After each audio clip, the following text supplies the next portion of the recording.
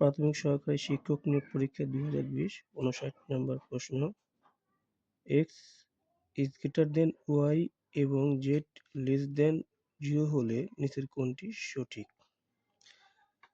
এখানে x এর মান y এর চেয়ে বড়। ধরে নিই x এর মান 2 হলে y এর মান 1 হবে এবং z এর মান 0 এর চেয়ে ছোট হবে। তাহলে 0 এর চেয়ে ছোট -1 হবে। আমাদেরকে মনে রাখতে হবে এই প্যাটের ভিতরে যে সংখ্যা থাকবে এটা সবসময় কি হবে? বড় হবে।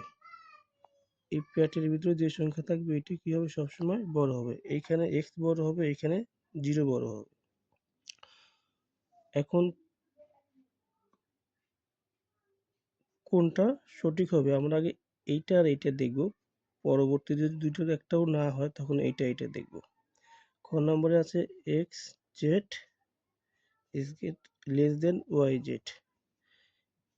x এর মান আমরা xz এর মান দেখি। x এর মান 2 into z এর মান -1 হলে -2, y এর মান 1, z এর মান -1 into কি হবে? -1। তাহলে -1 এর চেয়ে -2 কি হবে? ছোট হবে।